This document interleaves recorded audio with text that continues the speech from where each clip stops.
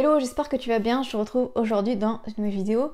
Et aujourd'hui, je te propose une nouvelle vidéo sur comment bien choisir les chaussures de nos enfants, comment réussir à s'en sortir face à la multitude de choix que l'on a.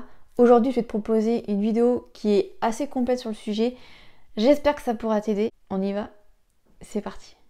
Un bébé qui ne marche pas n'a pas besoin de chaussures. Alors je dis ça, ça paraît logique, mais de nos jours, quand on rentre dans les magasins ou même quand on regarde un petit peu autour de nous, la plupart des bébés, même des nourrissons, ont toujours des chaussures aux pieds alors qu'ils n'en ont absolument pas besoin. Alors oui, je sais, c'est mignon, c'est craquant, c'est trop chou. Moi-même, j'ai acheté une paire pour mon fils, mais en fait, c'était juste pour annoncer en fait à ma famille que j'étais enceinte. Je savais très bien que cette paire de chaussures-là, je ne lui mettrais pas. Mais c'est vrai que les chaussures pour enfants, c'est vraiment trop mignon quoi. Donc on a trop envie d'en acheter une paire, surtout pour les voir sur les pieds de nos enfants. Et bien moi je suis là pour te dire que c'est pas du tout la bonne chose à faire, surtout les chaussures que tu achètes en magasin dit la Halle, Jennifer, peu importe. Si vraiment tu veux acheter une paire de chaussures pour ton enfant, le mieux c'est de prendre une paire de chaussures qui se rapproche le plus possible en fait comme d'un effet seconde peau en fait. Il vaut mieux opter pour des chaussures en cuir très souples. Si tu veux un exemple de site pour pouvoir choisir des chaussures, même à un enfant qui ne marche pas, je te conseille le site Petit Pas de Géant. On en parlera un peu plus après dans la vidéo, mais là, voilà, c'est pour te dire qu'il existe des plateformes ou des sites internet pour que tu puisses quand même chausser ton enfant si vraiment c'est un souhait que tu veux et que c'est important pour toi. Personnellement, je n'ai jamais mis de chaussures à mes enfants tant qu'ils n'ont pas marché. Et si tu te poses la question, ce que je faisais l'hiver quand il faisait vraiment froid, ils avaient du coup une grosse paire de chaussettes. Ce que je faisais en fait, c'est que je leur mettais une petite paire de chaussettes très fine en premier. Et après, je mettais des grosses paires de chaussettes, voilà, si vraiment il faisait froid, si vraiment on allait dehors par exemple et que je le portais et qu'on était dehors, même ma fille d'ailleurs, c'est ce que je faisais. Mais jamais je ne leur ai mis de chaussures. Ensuite, quand le bébé commence à marcher, qu'est-ce qu'on privilégie? Alors avant c'était pas du tout le cas, mais maintenant de plus en plus, et c'est ce que moi aussi personnellement j'ai fait, à savoir laisser les enfants pieds nus marcher sur tout type de surface. Que ça soit les graviers, que ça soit le sable, que ça soit l'herbe, que ça soit le carrelage, le parquet, peu importe la surface, on va dire le goudron même, peu importe. J'ai laissé toujours mes enfants marcher pieds nus. Encore une fois, faut pas faire n'importe quoi. S'il fait 40 degrés dehors, je vais pas laisser mes enfants marcher sur du goudron, évidemment ils vont se brûler. Pourquoi est-ce que c'est important de laisser un enfant pieds nus sur tout type de surface? C'est pour qu'en fait l'enfant puisse développer au maximum sa musculature de pieds, de jambes, de chevilles, bref, les jambes de manière générale. Il va aussi beaucoup plus développer son équilibre, sa stabilité, sa force et aussi sa coordination. Donc c'est pour ça que c'est important de laisser l'enfant marcher sur tout type de surface. Et l'autre point que je rajouterai, parce que c'est quelque chose que j'ai moi remarqué, parce que mes enfants ont marché pieds nus sur tout type de surface, c'est le fait qu'en fait ils sont à l'aise partout. Ils n'ont pas peur en fait de poser leurs pieds voilà, sur, comme je disais, sur n'importe quelle surface. Ils sont hyper à l'aise, ils ont pas mal aux pieds quand ils marchent, parce que moi je sais que personnellement j'ai pas du tout été habituée comme ça en étant petite, à savoir marcher sur du gravier par exemple. Et bien maintenant, à l'âge adulte en fait, j'ai mal aux pieds. Comme là par exemple en ce moment, j'essaye de marcher un petit peu pieds nus parce que voilà, c'est bon pour le corps, etc. Bien en fait, le moindre caillou qui passe sous ma voûte plantaire, j'ai mal et ça m'énerve. Mes enfants, ils peuvent courir sur des graviers, moi j'en suis littéralement incapable. Ça permet aussi à l'enfant de développer en fait sa capacité à se repérer dans l'espace, percevoir son corps dans l'espace. Bref, tu l'auras compris, laisser son enfant marcher sur tout type de surface, c'est bénéfique et c'est ultra important pour le développement global. Même quand il sera plus vieux, plus tard, ça n'aura que des bénéfices, ne serait-ce que pour sa musculature globale au niveau des jambes et au niveau des genoux, parce que très souvent, en tant qu'adulte, on a des problèmes de pieds ou des problèmes de genoux, mais le fait que l'enfant de base ait une très bonne musculature, et moi d'ailleurs c'est ce qu'on m'a beaucoup dit quand j'ai emmené mes enfants chez l'ostéo. Tous les ostéos que j'ai vus pour mes deux enfants m'ont dit que mes deux enfants, ça se voyait en fait qu'ils avaient l'habitude de marcher sur tout type de surface et très souvent, même quasiment tout le temps pieds nus. parce qu'en fait ils ont des chevilles très musclées et à chaque fois les professionnels de santé me disent que c'est vraiment trop top pour eux. Donc c'est vraiment quelque chose que je ne peux que conseiller. Il faut savoir que en fonction de l'âge de l'enfant et en fonction également de son développement moteur, on ne va pas chercher la même chose. C'est-à-dire que en général, je dis bien en général, mais encore une fois c'est vraiment du cas par cas, mais avant l'âge de 2 ans, l'enfant ne marche pas, soit ne marche pas, soit marche mais avec appui, soit marche mais n'est pas encore tout à fait à l'aise, il marche pas à la perfection. Donc on va plus chercher des chaussures souples qui se rapprochent le plus possible, on va dire, du pied effet seconde peau, du coup, comme je te disais. Les chaussures doivent être légères et souples et elles doivent être dotées, on va dire, de semelles un petit peu coussin, coussinées. À partir de 2 ans, du coup, l'enfant est beaucoup plus à l'aise, il est beaucoup plus sûr de lui, il va beaucoup moins tomber. On se rapproche à une marche un peu plus, on va dire, naturelle, un peu moins saccadée. Et là, par contre, la chaussure a besoin d'être encore une fois légère, mais aussi antidérapante. Environ 70% des enfants portent des chaussures qui sont trop petites pour eux. C'est un chiffre franchement qui fait clairement flipper. Le gros problème que l'on rencontre en général, même pas forcément que si on parle de chaussures pour enfants, mais ça marche aussi pour les chaussures pour adultes. En général, et bien suivant les marques, ce n'est pas la même pointure. C'est vraiment un casse-tête, aussi bien chez Kickers tu vas faire du 22, je parle pour les enfants, et chez Geox tu vas faire du 24. Bref, c'est hyper compliqué de savoir quelle est exactement la bonne pointure pour notre enfant, surtout que les marques en général ont des morphologies prédéfinies, c'est-à-dire qu'en général si tu as un enfant qui a des pieds larges, ça va être beaucoup plus compliqué que si ton enfant a les pieds fins. Je déconseille personnellement d'aller acheter des chaussures pour enfants à la halle ou même chez d'autres enseignes où on utilise un pédimètre. Donc un pédimètre, tu sais, c'est un truc en plastique en forme de pied, puis en général on dit à l'enfant de poser son pied dessus, puis tac, ça nous donne une pointure quand on recule le petit curseur. Ça je le déconseille parce que voilà, comme je t'ai dit, et je pense que maintenant ça semble logique parce qu'on s'en rend de plus en plus compte, même pour nous en tant qu'adultes, et bien en fait on se rend compte que suivant les marques, ça ne va jamais. Faut-il maintenir la cheville? Alors ça, c'est une c'est une interrogation que certains se posent encore. C'est très très mauvais de maintenir la cheville. Je pense que tu l'auras compris, mais avec tout ce que je t'ai expliqué avant, ça paraît clairement logique qu'on ne doit pas bloquer la cheville. C'était le modèle avant. Quand j'entends ça, quand j'entends maintenir la cheville, je vois encore l'image de Forrest Gump. Je sais pas si tu te souviens de ce passage-là, où on lui met ces espèces de grosses bottes là, avec des trucs en ferraille là. Clairement, moi j'ai cette image-là. Comme tu l'auras compris, ça entrave le mouvement. Et voilà, avec ce que je t'ai expliqué, avec le fait qu'un enfant doit marcher pieds nus pour renforcer ses muscles, si on entrave la cheville, ça ne peut pas marcher. C'est un peu comme si on nous mettait en fait une minerve et que du coup, on se rend bien compte qu'avec une minerve, on ne peut pas bouger le cou, en fait, ça nous bloque. Et bien, c'est exactement le même principe avec le fait de vouloir absolument maintenir la cheville. De toute façon, tu le verras, les chaussures qui maintiennent la cheville, ça se voit direct, c'est dur, c'est pas confort. Et comme je te disais avec l'exemple de la minerve, ça ne peut pas aider un enfant, au contraire, ça ne peut pas développer sa musculature. Est-ce que la morphologie du pied peut évoluer? Absolument. La morphologie du pied évolue tout le long de notre vie, même en tant qu'adulte. Mon pied actuel ne sera pas le même dans 20 ans, dans 30 ans. Il y a beaucoup de paramètres qui peuvent faire qu'un pied grossisse, maigrisse, soit plus musclé, etc. Une grossesse peut impacter la pointure d'un pied ou la santé, on va dire, globale d'un pied. Je sais pas si ça se dit, mais bon bref, je pense que tu as compris. Également le fait que si tu fais du sport, ton pied va beaucoup plus se muscler, ta pointure aussi risque de bouger et ta morphologie globale du pied risque de bouger. Donc oui, c'est pas juste une question qu'un enfant grandit, il y a plein de choses qui peuvent faire que la morphologie du pied change, une prise de poids et d'autres choses, il y a plein de paramètres à prendre en compte. Donc oui, un pied large un jour peut très bien être un pied fin un autre jour.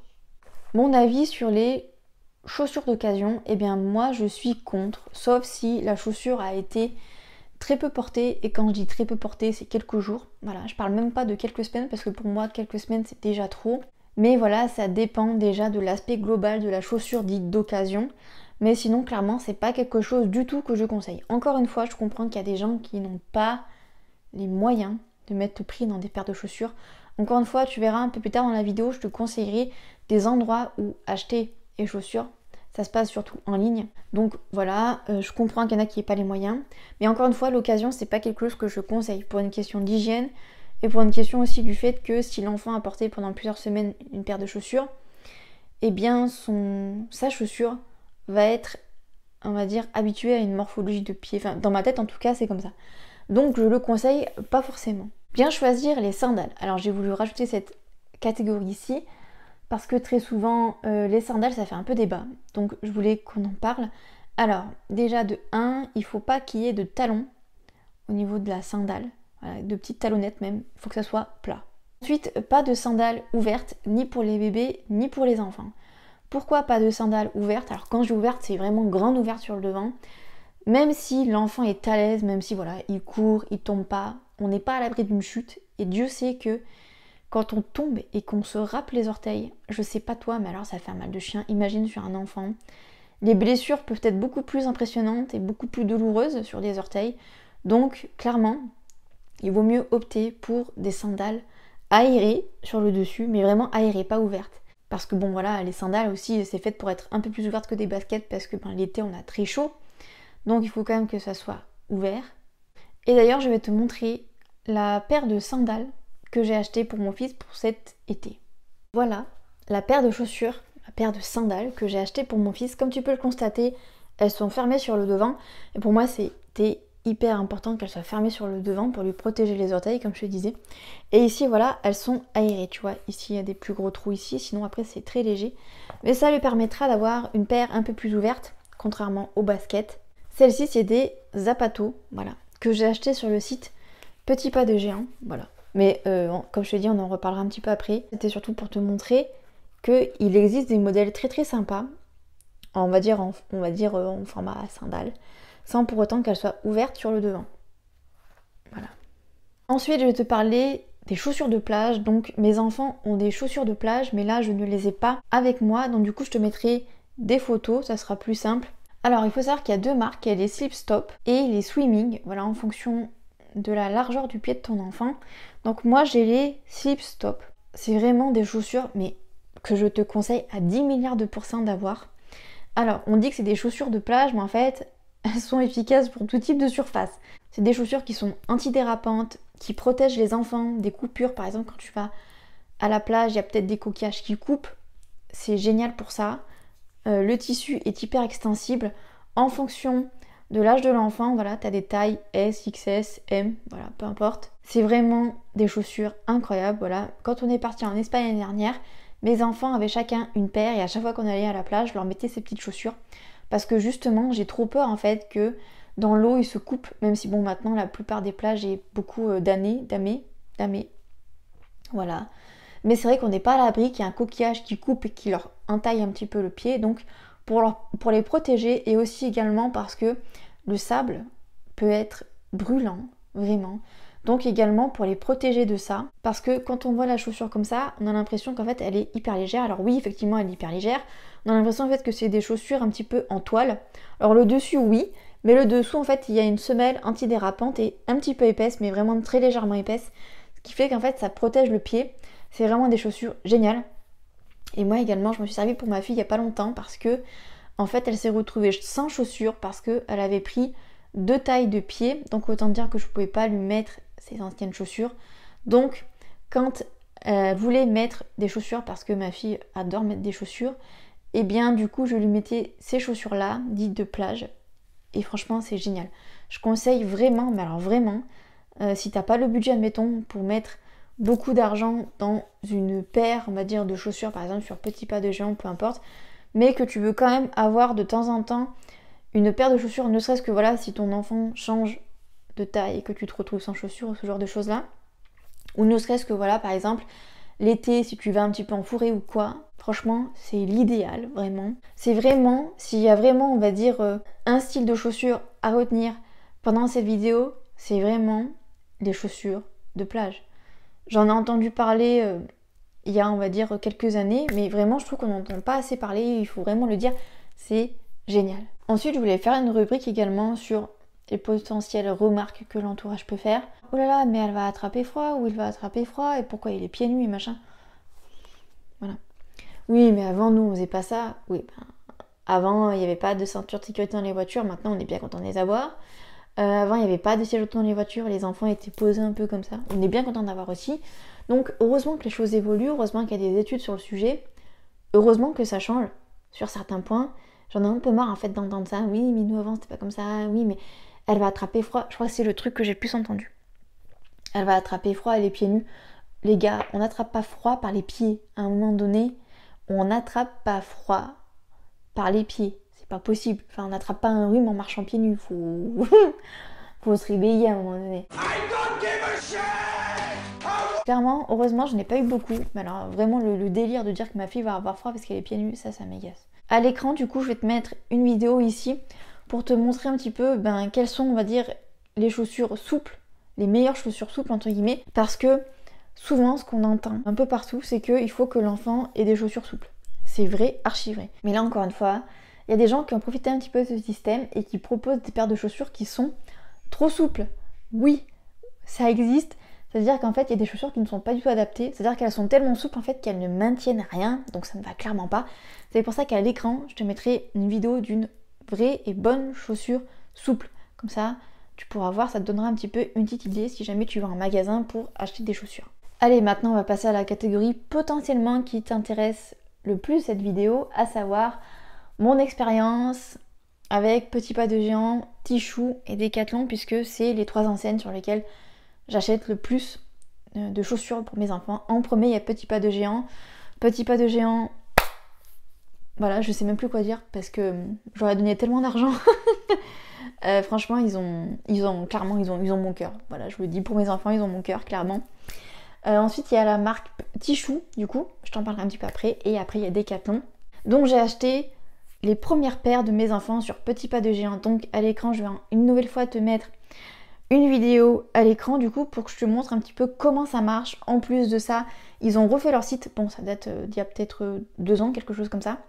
Moi, quand j'ai commencé à acheter chez eux, c'était sous l'ancien site et je trouvais que l'ancien site était quand même mal fait, clairement, on va dire les choses. Mais depuis qu'ils ont fait leur nouveau site, vraiment génial, pépitas, bref, c'est beaucoup plus simple et beaucoup plus facile. Voilà. Alors, comment ça marche avec Petit Pas de Géant ?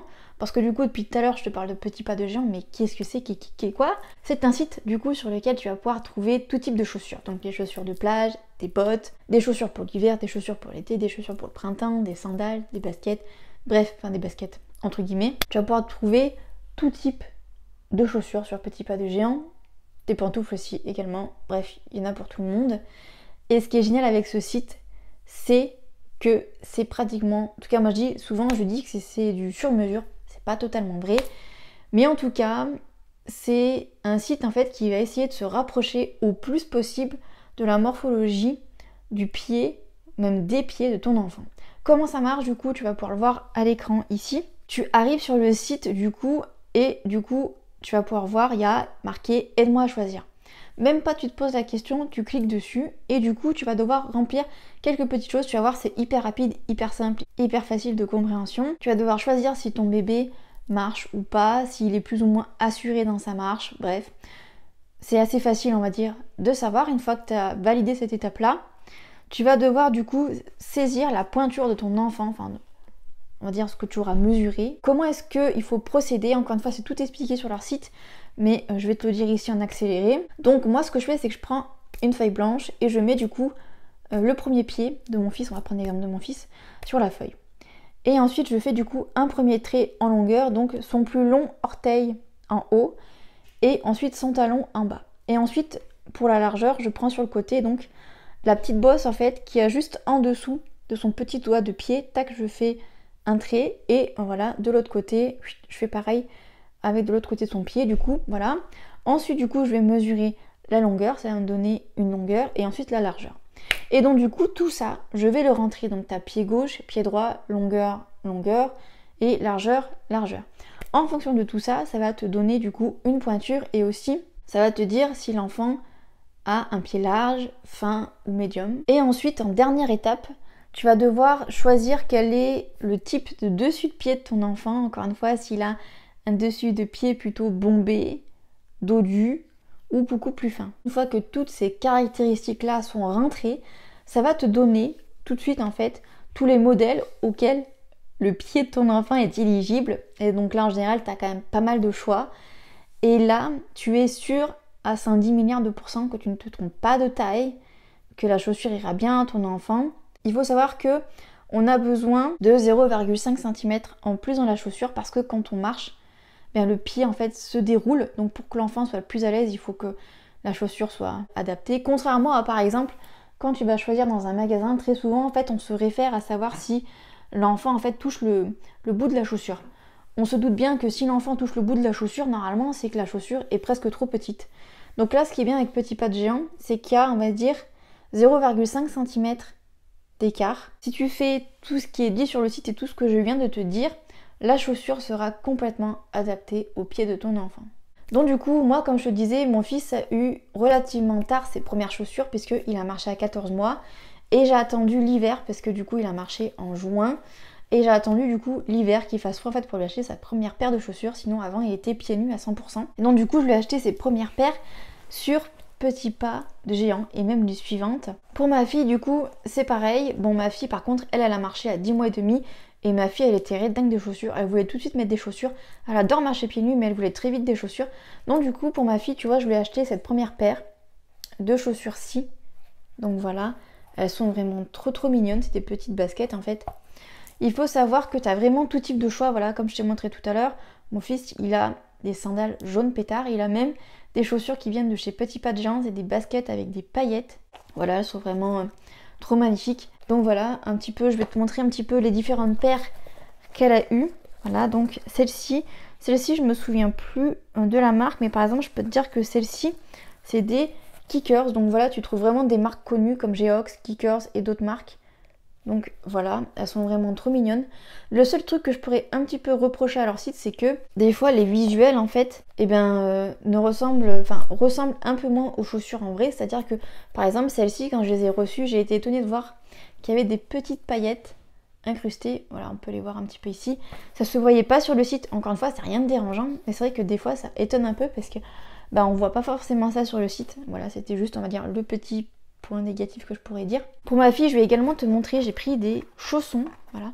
Donc celles-ci, je les avais achetées sur Vinted parce qu'elles étaient neuves. Donc c'est des Rebèze, voilà, la marque. Donc comme tu peux le constater, ça ne lui va plus. Et surtout, voilà, elles ont bien servi, hein. Je pense que tu t'en es rendu compte. Vraiment, Petit Pas de Géant, c'est un site que je conseille à 110 milliards de pourcents. Voilà, moi, comme je te dis, j'ai dépensé énormément d'argent dessus. Comme tu pourras le voir, les prix sont pas donnés. C'est au moins 50 € la paire. Encore une fois, si t'as pas trop les moyens, parfois il y a des soldes. Voilà, donc pas hésiter à aller regarder de temps en temps. Je comprends que c'est un budget, mais pour moi en fait les chaussures, pour moi je ne fais pas l'impasse dessus parce que c'est trop important. Donc vraiment, Petit Pas de Géant. Voilà, encore une fois, je te remettrai leurs réseaux sociaux ainsi que leur site internet en barre d'infos. Vraiment, va jeter un coup d'œil, tu verras, c'est top. Ensuite, je vais te parler de Tichou, puisque c'est le second site que j'ai découvert. Du coup, c'est un site exclusivement de pantoufles et on va dire de premières chaussures en cuir souple pour enfants. Maintenant, j'ai vu aussi qu'ils faisaient des vêtements pour enfants, je crois. Et aussi, alors Petit Pas de Géant le font de temps en temps, mais sur Tichou, tu peux aussi avoir des chaussons pour adultes.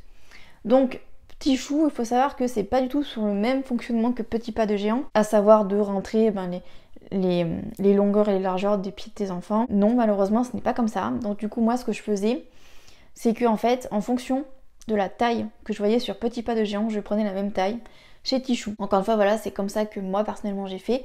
Et à chaque fois, c'est la bonne taille.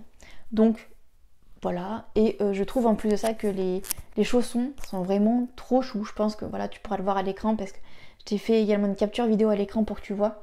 Vraiment magnifique. Et en plus de ça, tu peux faire des matchy comme ils disent. C'est-à-dire que tu peux avoir les mêmes chaussons que tes enfants et je trouve ça trop cool, vraiment. Donc c'est vraiment un très bon site également que j'aime beaucoup. Encore une fois, pour moi, le numéro 1, c'est Petit Pas de Géant. Et pour moi, pour l'instant, personne sur le marché ne peut les détrôner. Voilà, il n'y a personne qui fait la même chose qu'eux. Donc vraiment, pour moi, c'est les numéro 1. Après, du coup, pour les pantoufles, la Tichou. Et ensuite, pour les baskets, on est pris sur Decathlon. Et mon fils adore ces baskets. D'ailleurs, la plupart du temps, c'est ses baskets qu'il met. Des fois, il aime bien mettre ses chaussures paillettes. Avant, il mettait beaucoup ses chaussures paillettes qui venaient de chez Petit Pas de Géant. Et maintenant, comme il dit, comme il adore courir, il veut mettre que ses chaussures basket de chez Decathlon. Pareil, également en fonction de la pointure que je voyais sur Petit Pas de Géant, je lui prenais la même pointure sur Decathlon. Et pareil, j'ai l'impression qu'il est bien à l'aise dedans. Pour les baskets, je continuerai d'acheter sur Decathlon, voilà, parce que ça coûte très peu cher. Et je continuerai d'acheter de temps en temps une paire de chaussures sur Petit Pas de Géant quand je vois qu'il change de pointure. En fait, et ben tac, je recommande direct une paire de chaussures sur Petit Pas de Géant. Je fais ça et pour ma fille et pour mon fils. Également sur Decathlon, j'ai acheté du coup ces petites bottes de pluie. D'ailleurs, en 26-27 il me semble. D'ailleurs, mon fils ne les a pratiquement jamais mis. On dirait pas comme ça, mais en fait, je sais pas, j'ai l'impression qu'il aime pas trop les bottes de pluie. Les bottes de pluie, tu peux aussi en avoir sur Petit Pas de Géant, suivant la morphologie de ton enfant. Voilà, pour moi personnellement, les chaussures de bottes pour l'instant, c'est pas un top, c'est plutôt un flop. Et voilà, c'est la fin de cette vidéo. J'espère que cette vidéo t'aura plu, j'espère qu'elle t'aura aidé à faire un choix. N'hésite pas à me dire ce que tu as pensé de cette vidéo, j'espère que ça aura pu t'aider vraiment parce que je sais à quel point que ça peut être compliqué de trouver chaussures à son pied, c'est littéralement le cas de le dire. Mais je sais que c'est compliqué en fait de trouver des chaussures adaptées en fonction de la morphologie des pieds en fait de nos enfants.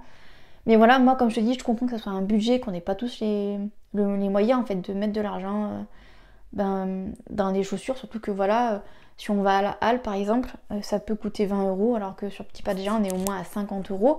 Donc c'est quand même un budget, mais comme je te dis, pour moi c'est trop important qu'ils aient des chaussures adaptées à leurs pieds. Et moi je te dis à mardi 18 h peut-être pour une nouvelle vidéo tranche de vie.